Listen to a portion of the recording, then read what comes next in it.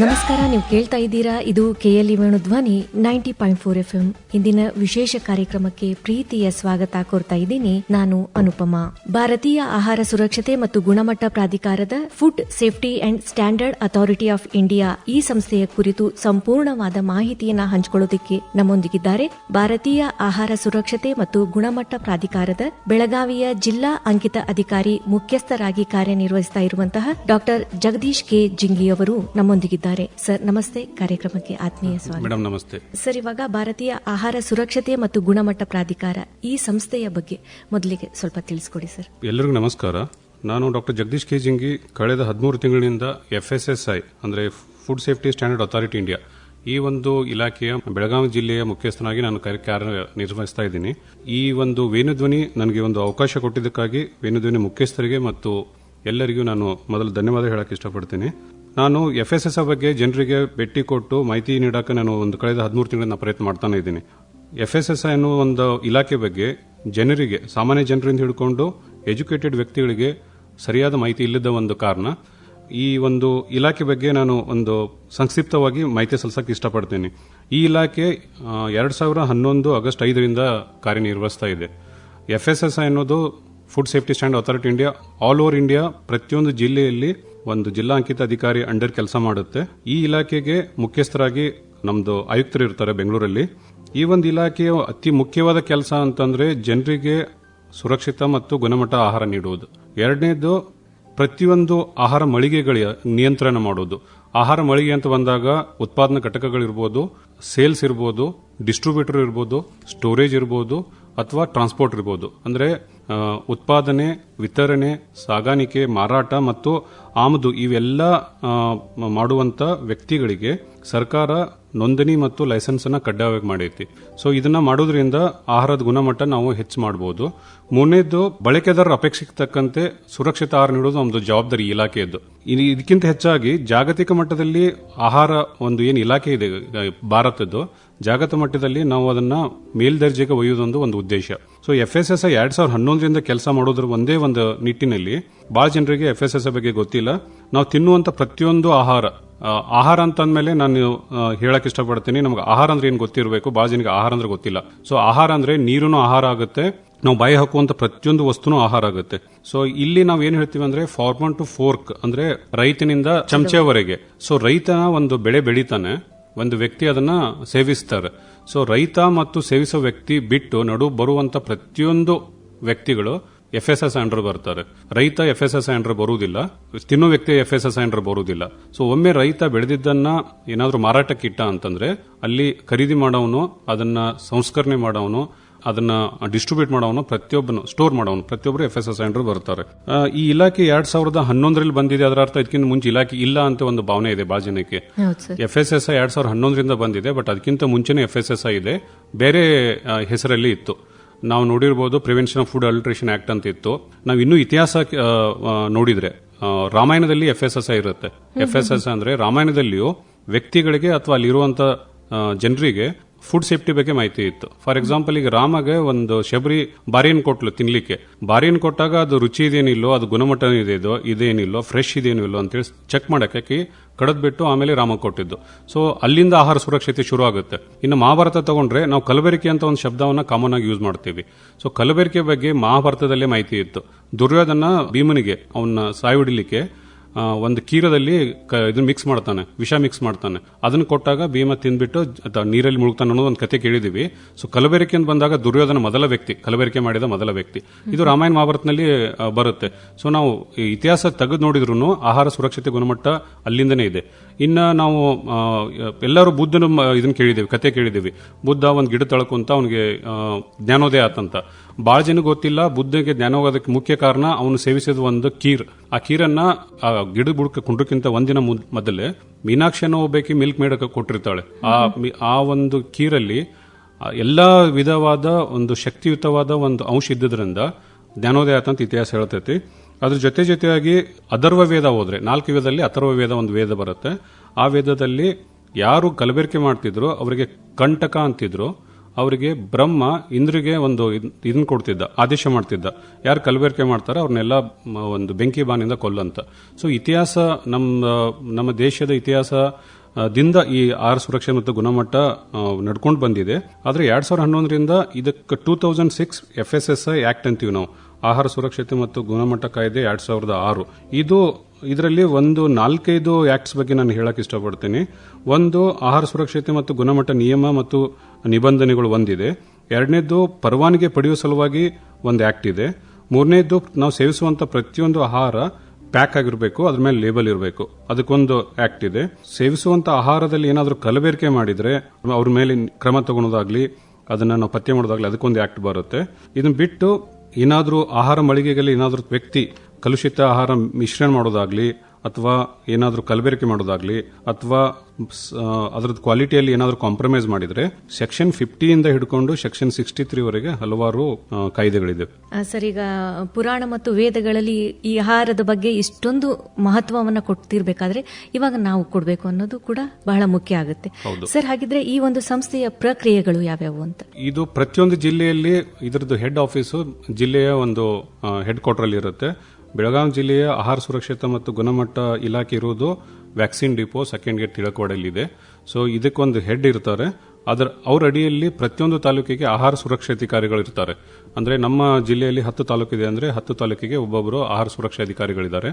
So ಇಲ್ಲಿ ನಮ್ದು ಪ್ರಕ್ರಿಯೆ ನಾವು ಮಾಡ್ತೀವಿ ಅಂತಂದ್ರೆ ಪ್ರತಿಯೊಂದು ಆಹಾರ ಮಳಿಗೆ ನಾವು ಫುಡ್ ಬಿಸ್ನೆಸ್ ಆಪರೇಟರ್ ಅಂತೀವಿ. ಇವರಿಗೆ ಫುಡ್ ಬಿಸ್ನೆಸ್ ಆಪರೇಟರ್ ಅಂದಾಗ ಗೌರ್ಮೆಂಟ್ ಪ್ರೈವೇಟ್ ಅನ್ನೋದು ಬಹಳ ಜನಕ್ಕೆ ಇದು ಅದ್ರ ಬಗ್ಗೆ ಸ್ವಲ್ಪ ಮಾಹಿತಿ ಇಲ್ಲ. ಸೊ ಗೌರ್ಮೆಂಟ್ ಇರಲಿ ಪ್ರೈವೇಟ್ ಇರಲಿ, ಫುಡ್ ಬಿಸ್ನೆಸ್ ಆಪರೇಟರ್ ಅಂತಂದ್ರೆ ಆ ಪರ್ಸನ್ ಡೂಯಿಂಗ್ ಅ ಬಿಸ್ನೆಸ್, ಅವ್ನು ಗೌರ್ಮೆಂಟ್ ಅಲ್ಲಿ ಇರಲಿ ಪ್ರೈವೇಟ್ ಅಲ್ಲಿ ಇರಲಿ, ಲಾಭಕ್ ಮಾಡ್ಲಿ ಲಾಭಕ್ ಮಾಡದೇ ಇರಲಿ, ಸೊ ನೋಂದಣಿ ಮಾಡಿಸ್ಕೋಬೇಕು. ಉದಾಹರಣೆಗೆ ಅಂಗನವಾಡಿಯಲ್ಲಿ ಮಕ್ಕಳಿಗೆ ಆಹಾರ ತಯಾರು ಮಾಡ್ತಾರೆ, ಶಾಲೆಯಲ್ಲಿ ಮಕ್ಕಳಿಗೆ ಆಹಾರ ತಯಾರು ಮಾಡ್ತಾರೆ, ಒಂದು ಗುಡಿಯಲ್ಲಿ ಅಥವಾ ಒಂದು ದೇವಸ್ಥಾನದೊಳಗೆ ಆಹಾರ ನೀಡ್ತಾರೆ, ಇವರು ನಮ್ಮ ಅಂಡರ್ ಬರ್ತಾರೆ. ಸೊ ಇವರು ಲಾಭಕ್ಕಾಗಿ ಮಾಡೋದಿಲ್ಲ, ಮತ್ತು ಇದು ಇವರು ಗೌರ್ಮೆಂಟ್ ಇದ್ದಾರೆ ಬಟ್ ಲಾಭಕ್ಕಾಗಿ ಮಾಡೋದಿಲ್ಲ. ಸೊ ಯಾವುದೇ ವ್ಯಕ್ತಿ ಆಹಾರ ತಯಾರು ಮಾಡ್ತಾನಂತಂದ್ರೆ ಅವನು ನೋಂದಣಿ ಪಡೆಯುವುದು ಬಹಳ ಕಡ್ಡಾಯವಾಗಿದೆ. ಈ ವ್ಯಕ್ತಿಗಳಿಗೆ ನೋಂದಣಿ ನೀಡುವುದು ತಾಲೂಕಾ ಮಟ್ಟದಲ್ಲಿ ನೋಂದಣಿ ನೀಡುತ್ತಾರೆ ಆಹಾರ ಸುರಕ್ಷಾ ಅಧಿಕಾರಿಗಳು. 12 ಲಕ್ಷಕ್ಕಿಂತ ಕೆಳಗಡೆ ಇರುವಂತ ಬಿಸ್ನೆಸ್ ಆಪರೇಟರ್ಗೆ ನಾವು ರಿಜಿಸ್ಟ್ರೇಷನ್ ತಗೋಬೇಕಂತ ನಿಯಮ ಮಾಡಿದ್ದೀವಿ. ಈ ರಿಜಿಸ್ಟ್ರೇಷನ್ ಅಂತಂದ್ರೆ ತಾಲೂಕಾ ಸುರಕ್ಷಾಧಿಕಾರಿಗಳು ಅವರಿಗೆ ನೀವು FSSAI.gov.in ಅಂತ ವೆಬ್ಸೈಟ್ ಅಲ್ಲಿ ಹೋಗಿ ಫಾರ್ಮ್ ಎ ಫಿಲ್ ಮಾಡಿ, ಒಂದು ಅಡ್ರೆಸ್ ಪ್ರೂಫ್, ಎರಡನೇದು ನಿಮ್ಮ ಗುರುತಿನ ಚೀಟಿ ಮತ್ತೆ 2 ಭಾವಚಿತ್ರಗಳೊಂದಿಗೆ ನೀವೇನಾದ್ರೂ ಅಪ್ಲಿಕೇಶನ್ ಮಾಡಿದ್ದಲ್ಲಿ ನಿಮ್ಗೆ 1 ವಾರ ಒಳಗೆ ನೋಂದಣಿ ಸಿಗುತ್ತೆ. ಇನ್ನು ಜಿಲ್ಲಾ ಅಂಕಿತ ಅಧಿಕಾರಿಗಳು ಏನ್ ಮಾಡ್ತಾರೆ ಅಂತಂದ್ರೆ ಜಿಲ್ಲಾ ಮಟ್ಟದಲ್ಲಿರುವಂತ ದೊಡ್ಡ ಮಳಿಗೆಗಳು, ಆಹಾರ ಮಳಿಗೆಗಳು 12 ಲಕ್ಷಕ್ಕಿಂತ ಜಾಸ್ತಿ ವಹಿವಾಟು ಮಾಡುವಂತವರಿಗೆ ನಾವು ಪರವಾನಗಿ ಅಂದ್ರೆ ಲೈಸೆನ್ಸ್ ನೀಡ್ತೀವಿ. ಇದು ಫಾರ್ಮ್ ಬಿ ತುಂಬಬೇಕು. ಸೇಮ್ FSSAI.gov.in ಹೋಗಿ ಫಾರ್ಮ್ ಬಿ ತುಂಬಿ ಅಲ್ಲಿ ತಮ್ಮದು ಆಧಾರ್ ಕಾರ್ಡ್ ಮತ್ತೆ ಅಡ್ರೆಸ್ ಪ್ರೂಫ್ 2 ಫೋಟೋ ಸಮೇತ ಅಪ್ಲಿಕೇಶನ್ ಕೊಟ್ರೆ ಇದಕ್ಕೆ ಫೀಸು 2,000 ಇರುತ್ತೆ. ಲೈಸೆನ್ಸಿಗೆ ನೋಂದಣಿಗೆ ಕೇವಲ 100 ರೂಪೀಸ್ ಇರುತ್ತೆ. 1 ವರ್ಷಕ್ಕೆ ನಾವು ನೀಡ್ತೀವಿ. ಇದ್ರ ಜೊತೆಯಾಗಿ ಒಂದು ಫುಡ್ ಬಿಸ್ನೆಸ್ ಆಪರೇಟರ್ ಲೈಸೆನ್ಸ್ ತಗೊಂಡು ನೋಂದಣಿ ಮಾಡಿದ್ಮೇಲೆ ಬಿಸ್ನೆಸ್ ಸ್ಟಾರ್ಟ್ ಮಾಡ್ತಾನೆ. ಸೊ ಬಿಸ್ನೆಸ್ ಸ್ಟಾರ್ಟ್ ಮಾಡಿದ್ಮೇಲೆ ಅವನದು ಬಿಸ್ನೆಸ್ ಚಾಲೂ ಮಾಡಿದ ಜಾಗಕ್ಕೆ ನಾವು ಭೇಟಿ ಕೊಡ್ತೀವಿ. ಅದನ್ನ ವರ್ಷಕ್ಕೆ ಕನಿಷ್ಠ 1 ಸಲ ಭೇಟಿ ಕೊಡ್ತೀವಿ. ಭೇಟಿ ಕೊಟ್ಟಾಗ ಸ್ಥಳ ಪರೀಕ್ಷೆ ಮಾಡ್ತೀವಿ. ಸ್ಥಳ ಸ್ವಚ್ಛ ಇದೆಯೋ ಇಲ್ಲೋ, ಸರೌಂಡಿಂಗ್ ರೂಪ್ಸ್ ಮತ್ತೆ ವಾಲ್ ಎಲ್ಲ ಚೆನ್ನಾಗಿದೆ ಇಲ್ಲೋ, ಫ್ಲೋರ್ ಟೈಲ್ಸ್ ಹಾಕಿದಾರ ಇಲ್ಲೋ. ಹೋಟೆಲ್ ಅಲ್ಲಿ ನಾವು ಹೋಗಿ ಊಟ ಮಾಡ್ತೀವಿ ಅಂತಂದ್ರೆ ಅಲ್ಲಿ ಸರ್ಕಾರದ ನಿಯಮ ಪ್ರಕಾರ ಅವರು ಪೋರ್ಟೇಬಲ್ ವಾಟರ್ ಅಂದ್ರೆ ಸ್ವಚ್ಛವಾದ ನೀರು ಕೊಡಬೇಕು, ಅದು ಇದೆಯೋ ಇಲ್ಲೋ ನೋಡ್ತೀವಿ. ನೆಕ್ಸ್ಟ್ ಅವ್ರು ಏನು ಅಡಿಗೆ ಮಾಡ್ತಾರೆ, ಅಡಿಗೆ ಕೊನೆಗೆ ಹೋದಾಗ ಅಲ್ಲಿ ಉಪಯೋಗಿಸುವಂತ ಪ್ರತಿಯೊಂದು ಆಹಾರಕ್ಕೆ ನೀರು ಉಪಯೋಗಿಸ್ತಾರಲ್ಲ ಅದನ್ನ ಫಿಲ್ಟರ್ ನೀರು ಉಪಯೋಗಿಸಬೇಕಂತ ನಿಯಮ ಇದೆ. ಇದು ಬಹಳ ಜನ ಗೊತ್ತಿಲ್ಲ. ಟ್ಯಾಪ್ ವಾಟರ್ ಅಲ್ಲಿ ಯೂಸ್ ಮಾಡಿ ಅಡಿಗೆ ಮಾಡೋದು, ಇನ್ಕ್ಲೂಡಿಂಗ್ 5 ಸ್ಟಾರ್ ಹೋಟೆಲ್ ಹೋದ್ರೂ ಕೆಲವು ಕಡೆ ಫಿಲ್ಟರ್ ನೀರು ಉಪಯೋಗಿಸ್ತಾರೆ. ಆ ನೀರನ್ನು ಉಪಯೋಗಿಸ್ತಾರೆ ಚೆಕ್ ಮಾಡ್ತೀವಿ. ನೆಕ್ಸ್ಟ್ ಅವ್ರು ಏನು ಸ್ಟೋರೇಜ್ ಅಲ್ಲಿ ಏನು ಸಾಮಾನು ಇಟ್ಟಿರ್ತಾರೆ ಅದಕ್ಕೊಂದು ನಿಯಮ ಇದೆ. 3 ಇಂಚ್ ನೆಲದಿಂದ ಮೇಲೆ ಇರಬೇಕು, 3 ಇಂಚ್ ಗೋಡೆಯಿಂದ ಇರಬೇಕು, ಮತ್ತೆ ಅಲ್ಲಿ ವೆಂಟಿಲೇಷನ್ ಇರಬೇಕು. ಪ್ರತಿಯೊಂದು ಸಾಮಾನಲ್ಲಿ ಲೇಬಲಿಂಗ್ ಇದೆ ನೋಡಬೇಕು, ಮತ್ತೆ ಮ್ಯಾನುಫ್ಯಾಕ್ಚರ್ ಎಕ್ಸ್ಪೈರಿ ಡೇಟ್ ಇವನ್ನೆಲ್ಲ ನಾವು ಚೆಕ್ ಮಾಡಿ ಅವ್ರ ಕಾಂಪ್ಲೈನ್ಸ್ ಇದೆ ಅಂತಂದ್ರೆ FSSAI ನಿಯಮ ಪ್ರಕಾರ ಅನುಸರಣೆ ಮಾಡಿ ಬಿಸ್ನೆಸ್ ಮಾಡ್ತಾ ಇದಾರೆ ಅಂದ್ರೆ ನಾವು ಲೈಸೆನ್ಸ್ ಅನ್ನ ಕಂಟಿನ್ಯೂ ಮಾಡ್ತೀವಿ. ನಮಗೆ ಅನಿಸುತ್ತೆ ಇದು ಪಬ್ಲಿಕ್ ಇಂಟ್ರೆಸ್ಟ್ ಅಲ್ಲಿ ಆಗ್ತಾ ಇಲ್ಲ, ಜನರಿಗೆ ತೊಂದರೆ ಆಗುತ್ತೆ ಅಂತಂದ್ರೆ ನಾವು ಸ್ಪಾಟ್ ಅಲ್ಲಿ ಲೈಸೆನ್ಸ್ ಸಸ್ಪೆಂಡ್ ಮಾಡ್ತೀವಿ. ಅವ್ರ ಮೇಲೆ ನಾವು ಏನಾದರೂ ಡೌಟ್ ಬಂದ್ರೆ ಅಥವಾ ಸಂಶಯ ವ್ಯಕ್ತ ಆದ್ರೆ ಆ ಆಹಾರನ ಚೆಕ್ ಮಾಡ್ತೀವಿ. ಈ ಆಹಾರನ ಲ್ಯಾಬಿಗೆ ಕಳಿಸಿದಾಗ ಏನಾದರೂ ಅಸುರಕ್ಷಿತ ಬಂದ್ರೆ JMFC ಕೇಸ್ ಮಾಡಿದ್ರೆ ಅವರಿಗೆ 1 ಲಕ್ಷದಿಂದ 10 ಲಕ್ಷವರೆಗೂ ದಂಡ ಇದೆ. ಸೊ ಒಂದು ಲೈಸೆನ್ಸ್ ನೀಡುವುದು, ನೋಂದಣಿ ನೀಡುವುದು ನಮ್ಮ ಜವಾಬ್ದಾರಿ, ನಮ್ಮ ಇಲಾಖೆಯ ಒಂದು ಕೆಲಸ. ಎರಡನೇದ್ದು ಈ ಬಿಸ್ನೆಸ್ ಆಪರೇಟರ್ಸ್ ಸರಿಯಾಗಿ ಕೆಲಸ ನಿರ್ವಹಿಸ್ತಾ ಇದಾರಲ್ಲ ಅಂತ ಭೇಟಿ ಕೊಟ್ಟು ರೇಡ್ ಮಾಡಿ ಇನ್ಸ್ಪೆಕ್ಷನ್ ಮಾಡೋದು ಎರಡನೇದು. ಆ ಭೇಟಿ ಕೊಟ್ಟಾಗ ಏನಾದರೂ ತೊಂದರೆ ಇರುವಂತ ಆಹಾರ ಸಿಕ್ಕರೆ ಅವ್ರ ಮೇಲೆ ಕ್ರಮ ತಗೊಳೋದು ಮೂರನೇದು. ಸರಿ, ಇವಾಗ ನಮಗೆ ಲೈಸೆನ್ಸ್ ಬೇಕು, ಪರವಾನಗಿ ಪತ್ರ ಬೇಕು ಅಂದ್ರೆ ಏನೇನ್ ದಾಖಲೆಗಳು ಬೇಕು, ಹಾಗೇನೆ ಯಾರು ಅದಕ್ಕೆ ಅರ್ಹರಾಗಿರ್ತಾರೆ, ಅದ್ರ ಬಗ್ಗೆ ಎಲ್ಲ ತಿಳಿಸ್ಕೊಟ್ರಿ. ಇವಾಗ ರಾಜ್ಯಕ್ಕೆ ಸಂಬಂಧಪಟ್ಟಂತೆ ಹಾಗೇನೆ ಕೇಂದ್ರಕ್ಕೆ ಸಂಬಂಧಪಟ್ಟಂತೆ ಅಂತ ಬೇರೆ ಬೇರೆ ರೀತಿಯಾದ ಏನಾದ್ರೂ ವಿಧಾನಗಳೇನಾದ್ರೂ ಇದೆಯಾ ಸರ್? ಮೇಡಮ್, ಇಲ್ಲಿ ಎರಡು ತರ ಲೈಸೆನ್ಸ್ ಇರುತ್ತೆ. ಒಂದು ಸ್ಟೇಟ್ ಲೈಸೆನ್ಸ್, ಎರಡನೇದು central license. So state license ಯಾರ್ಯಾರು ಬರ್ತಾರೆ ಅಂತಂದ್ರೆ ಕರ್ನಾಟಕದಲ್ಲಿ ಇರುವಂತಹ ಪ್ರತಿಯೊಂದು ಫುಡ್ ಬಿಸಿನೆಸ್ ಆಪರೇಟರ್ ಸ್ಟೇಟ್ ಲೈಸೆನ್ಸ್ಗೆ ನಮ್ಮಲ್ಲಿ ಒಂದು ಅರ್ಜಿ ಸಲ್ಲಿಸಬಹುದು. 12 ಲಕ್ಷಕ್ಕಿಂತ ಜಾಸ್ತಿ ಇರುವಂತಹ ವಹಿವಾಟು ಇರೋರು ಸ್ಟೇಟ್ ಲೈಸೆನ್ಸ್ ಪಡಿತಾರೆ. ಕೆಲವು ವ್ಯಕ್ತಿಗಳು ರಾಜ್ಯ ಬಿಟ್ಟು ಬೇರೆ ಕಡೆ ಏನಾದರೂ ಅವರು ತಮ್ಮ ಬಿಸ್ನೆಸ್ ಮಾಡ್ತಾ ಇದ್ದಾರೆ ಅಂದ್ರೆ ಔಟ್ ಆಫ್ ಸ್ಟೇಟ್ ಅಂದ್ರೆ 2 ರಾಜ್ಯ ಅಥವಾ 2 ರಾಜ್ಯಕ್ಕಿಂತ ಹೆಚ್ಚಿಗೆ ಜಾಗದಲ್ಲಿ ಅವ್ರು ಬಿಸ್ನೆಸ್ ಮಾಡ್ತಾರೆ, ಅಥವಾ ಅವ್ರಿಗೆ ಬೇರೆ ದೇಶಕ್ಕೆ ಎಕ್ಸ್ಪೋರ್ಟ್ ಮಾಡೋದಿದೆ, ಅಥವಾ ಅವ್ರ ಬಿಸ್ನೆಸ್ನೇ ಮೋರ್ ದೆನ್ 1 crore ಇದೆ, ಅಥವಾ ಮಿಲ್ಕ್ ಪ್ರೊಡಕ್ಷನ್ ಅಲ್ಲಿ ಅವ್ರದ್ದು ಕ್ವಾಂಟಿಟಿ ಜಾಸ್ತಿ ಇದೆ ಅಂದಾಗ ಅವರು ಸೆಂಟ್ರಲ್ ಲೈಸೆನ್ಸ್ಗೆ ಅಪ್ಲಿಕೇಶನ್ ಕೊಡಬಹುದು. ಅವ್ರಿಗೆ ಏನೇನು ದಾಖಲಾತಿಗಳು ಬೇಕಾಗುತ್ತೆ? ದಾಖಲಾತಿಗಳು ಸೇಮ್ ಇರುತ್ತೆ. ಯಾವುದೇ ವ್ಯಕ್ತಿ ಫುಡ್ ಬಿಸ್ನೆಸ್ ಆಪರೇಟರ್ ಯಾವುದೇ ವ್ಯಕ್ತಿ ಲೈಸೆನ್ಸ್ ಪಡಿಲಿಕ್ಕೆ ಅರ್ಹ ಇರ್ತಾರೆ. ಅವ್ರದ್ದು ಗುರುತಿನ ಚೀಟಿ, 2 ಫೋಟೋ, ಮತ್ತೆ ಅವರು ಎಲ್ಲಿ ಕೆಲಸ ಮಾಡ್ತಾರೆ ಅದ್ರದ್ದು ವಿಳಾಸದ್ದು ಒಂದು ಪತ್ತ ಅಂದ್ರೆ ಅಡ್ರೆಸ್. ಸರ್, ಇವಾಗ ಪರವಾನಗಿ ಪತ್ರವನ್ನ ಪಡೆದುಕೊಂಡಿರ್ತೀವಿ, ಅದನ್ನ ರಿನ್ಯೂವಲ್ ಮಾಡಿಸಬೇಕಾಗುತ್ತೆ ಅಂದ್ರೆ ಮರು ನೋಂದಣಿ ಮಾಡಬೇಕಾಗುತ್ತೆ, ಅದಕ್ಕೆ ಏನೇನು ಪ್ರೊಸೀಜರ್ ಇರುತ್ತೆ ಅಂತ ಎಲ್ರಿಗೂ ನಾನು ಒಂದು ಹೇಳಕ್ ಇಷ್ಟಪಡ್ತೀನಿ. ಇದು 2023ರಿಂದ ಕೆಲವು ಬದಲಾವಣೆ ಆಗಿದೆ ಮೇಡಮ್. ಮುಂಚೆ 2023ಕ್ಕಿಂತ ಮುಂಚೆ ಅಂದ್ರೆ ಹೋದ ವರ್ಷ ಒಂದು ವ್ಯಕ್ತಿ 1 ವರ್ಷದಿಂದ ಹಿಡ್ಕೊಂಡು 5 ವರ್ಷ ಮಟ್ಟ ತಗೋಬಹುದಿತ್ತು ಲೈಸೆನ್ಸ್ ಅಥವಾ ನೋಂದಣಿ. ಅಂದ್ರೆ ಒಮ್ಮೆ ಅಪ್ಲೈ ಮಾಡಿದ್ರೆ ಅವರಿಗೆ ಬಿಸ್ನೆಸ್ 5 ವರ್ಷಕ್ಕೆ ಗ್ಯಾರಂಟಿ ಇದೆ ಅಂದ್ರೆ 5 ವರ್ಷದ ನಾವು ಕೊಟ್ಬಿಡ್ತಿದ್ವಿ. 2023ರಿಂದ ಕೆಲವು ಬದಲಾವಣೆಗಳಾಗಿದ್ದಾವೆ. ಈಗ ನಾವು 1 ವರ್ಷಕ್ಕೆ ಲೈಸೆನ್ಸ್ ಕೊಡ್ತೀವಿ. ಸೊ ಪ್ರತಿ ವರ್ಷ ಅವರು ರಿನ್ಯೂವಲ್ ಮಾಡಬೇಕು. ಒಂದು ವ್ಯಕ್ತಿ ಇವತ್ತು ಲೈಸೆನ್ಸ್ ತಗೊಂಡ್ರೆ ಅದು ರಿನ್ಯೂವಲ್ ಮಾಡಕ್ಕೆ ಒಂದು ಡೇಟ್ ಇರುತ್ತೆ. ಆ ಡೇಟ್ ಅನ್ನ ನಾವು ಅದರಲ್ಲಿ ನಮೂದನೆ ಮಾಡಿರ್ತೀವಿ. ಅಂದ್ರೆ 12 ತಿಂಗಳಕ್ಕಿಂತ 1 ತಿಂಗಳು ಮುಂಚೆ ಅಂದ್ರೆ 11 ತಿಂಗಳಿಗೆ ಅವ್ರು ಅಪ್ಲೈ ಮಾಡಬೇಕು. ಸಪೋಸ್ ಏನಾದ್ರು 12 ತಿಂಗಳು ಮುಗಿದಿದೆ ಆಮೇಲೆ ಅಪ್ಲೈ ಮಾಡ್ತಾರಂದ್ರೆ ಪ್ರತಿದಿನ 100 ರೂಪಾಯಿ ಫೈನ್ ಇದೆ. ಸೆಂಟ್ರಲ್ ಲೈಸೆನ್ಸ್ ಮತ್ತೆ ಸ್ಟೇಟ್ ಲೈಸೆನ್ಸ್ ಬಗ್ಗೆ ಒಂದು ಮಾಹಿತಿ ಇದೆ. ಕೇಂದ್ರ ಸರ್ಕಾರ ಪರವಾನಗಿ ಪಡೆಯಬೇಕಾದ ವ್ಯಾಪಾರಿಗಳು ಅಂದ್ರೆ ಸೆಂಟ್ರಲ್ ಲೈಸೆನ್ಸ್ ಪಡೆಯಬೇಕಂತ ವ್ಯಾಪಾರಿಗಳು ಅರ್ಜಿ ನಮೂನೆ ಬಿ ಯೊಂದಿಗೆ ಕೇಂದ್ರ ಖಜಾನೆಗೆ 7,500 ಶುಲ್ಕ ಕಟ್ಟಿ ಕೇಂದ್ರೀಯ ವಿಭಾಗ ಅಧಿಕಾರಿಗಳಿಂದ ಕೇಂದ್ರ ಪರವಾನಗಿ ಪಡೆಯಬೇಕು. ಇದರಲ್ಲಿ ಬರುವಂತಹ ಆಹಾರ ಮಳಿಗೆಗಳು ಯಾವ ಇರ್ತಾವೆ ಅಂದ್ರೆ, ಒಂದು ದಿನಕ್ಕೆ 50,000 ಲೀಟರ್ಗಿಂತ ಹೆಚ್ಚಿನ ಹಾಲಿನ ಉತ್ಪಾದನೆ ಮಾಡೋರಿದ್ರೆ, 1 ವರ್ಷಕ್ಕೆ 25,000 ಮೆಟ್ರಿಕ್ ಟನ್ಗಿಂತ ಹೆಚ್ಚಿನ ಹಾಲಿನ ಉತ್ಪನ್ನ ಮಾಡೋರಿದ್ರೆ, ದಿನಕ್ಕೆ 2 ಮೆಟ್ರಿಕ್ ಟನ್ಗಿಂತ ಹೆಚ್ಚಿನ ಉತ್ಪಾದನೆ ಮಾಡುವ ಆಹಾರ ಘಟಕಗಳಿದ್ರೆ, ಮತ್ತು ವಾರ್ಷಿಕವಾಗಿ 20 ಕೋಟಿ ರೂಪಾಯಿಗಿಂತ ಅಧಿಕ ವಹಿವಾಟು ಹೊಂದಿದ ಘಟಕಗಳು, ಇವೆಲ್ಲರೂ ಸೆಂಟ್ರಲ್ ಲೈಸೆನ್ಸ್ ಪಡಿಬೇಕಾಗುತ್ತೆ. ಇದ್ರ ಜೊತೆಯಾಗಿ ಇವಾಗ ಬಂದ ರೂಲ್ಸ್ ಪ್ರಕಾರ ಪ್ಯಾಕೇಜ್ ಡ್ರಿಂಕಿಂಗ್ ವಾಟರ್ ನಾವೇನಂತೀವಿ, ನಾವೇನು 1 ಲೀಟರ್ ಮತ್ತು 2 ಲೀಟರ್ ನೀರೇನು ಕುಡಿತೀವಿ ಅದ್ರ ಮೇಲೆ ಪ್ಯಾಕೇಜ್ ಡ್ರಿಂಕಿಂಗ್ ವಾಟರ್ ಅಂತ ಬರ್ದಿರ್ತಾರೆ. ಅದನ್ನ ಸ್ಟೇಟ್ ಲೈಸೆನ್ಸ್ ಅಂದ್ರೆ ಜಿಲ್ಲಾ ಅಂಕಿತ ಅಧಿಕಾರಿ ಇಂದ ನೀವು ಪಡೆಯಬಹುದು. ಅದ್ರ ಮೇಲೆ ನೀವು ನಾನ್ ಪ್ಯಾಕೇಜ್ ಡ್ರಿಂಕಿಂಗ್ ವಾಟರ್ ಅಂದ್ರೆ ಫ್ಲೇವರ್ಡ್ ವಾಟರ್ ಏನಾದರೂ ಬರಿತಾ ಇದ್ರೆ ಅದನ್ನ ಸೆಂಟ್ರಲ್ ಲೈಸೆನ್ಸ್ ಪಡೆಯಬೇಕಾಗುತ್ತೆ. ಸೊ ಈ ವ್ಯಕ್ತಿಗಳ ಬಿಟ್ಟು ಉಳಿದ ಎಲ್ಲಾ ಆಹಾರ ಮಳಿಗೆಗಳು ರಾಜ್ಯದಲ್ಲಿ ಇರುವಂತಹ ಅಂಕಿತ ಅಧಿಕಾರಿಗಳ ಅರ್ಜಿ ಸಲ್ಲಿಸಿ ಸ್ಟೇಟ್ ಲೈಸೆನ್ಸ್ ಪಡೆಯಬಹುದು. ಬೆಳಗಾವಿನ ಫಸ್ಟ್ ಕಮ್ಯುನಿಟಿ ಸ್ಟೇಷನ್ ಆದ ವೇಣುಧ್ವನಿ 90.4 FMಗೆ ಶುಭವಾಗಲಿ. ನಾನು ರಮೇಶ್ ಅರವಿಂದ್ ಮಾತಾಡ್ತಾ ಇದ್ದೀನಿ. ಪ್ರತಿಯೊಬ್ಬ ಕೇಳುಗರಿಗೂ ನನ್ನ ನಮಸ್ಕಾರಗಳು. ನೆನಪುಗಳ ಮಾತು ಮಧುರ, ಧ್ವನಿ ಧ್ವನಿ ಇದು ನಮ್ಮ ಧ್ವನಿ, ಕೇಳಿ ಕನಸು ನನಸದ ವೇಣು ಧ್ವನಿ, ವೇಣು ಧ್ವನಿ. ಸ್ನೇಹಿತರೆ, ನೀವು ಕೇಳ್ತಾ ಇದ್ದೀರಾ, ಇದು KLE ವೇಣುಧ್ವನಿ 90.4 FM. ಇಂದಿನ ಈ ವಿಶೇಷ ಕಾರ್ಯಕ್ರಮದಲ್ಲಿ ಭಾರತೀಯ ಆಹಾರ ಸುರಕ್ಷತೆ ಮತ್ತು ಗುಣಮಟ್ಟ ಪ್ರಾಧಿಕಾರದ ಅಧಿಕಾರಿಗಳಾದಂತಹ ಡಾಕ್ಟರ್ ಜಗದೀಶ್ ಕೆ ಜಿಂಗಿ ಅವರು ನಮ್ಮೊಂದಿಗಿದ್ದಾರೆ. ಸರ್, ಇವಾಗ ಈ ಒಂದು ಲೈಸೆನ್ಸ್ ಅನ್ನ ಪಡಿಬೇಕು ಅಂತ ಅನ್ನೋದಾದ್ರೆ ತಮ್ಮ ಒಂದು ಸಂಸ್ಥೆಗೆ ಬಂದೇ ಪಡಿಬೇಕಾ ಅಥವಾ ಆನ್ಲೈನ್ ನಲ್ಲಿ ಏನಾದ್ರೂ ಇದಕ್ಕೆ ಸೌಲಭ್ಯ ಏನಾದ್ರೂ ಇದೆಯಾ ಅಂತ? ಮೇಡಮ್, ಇದು ಒಂದು ಒಳ್ಳೆ ಪ್ರಶ್ನೆ.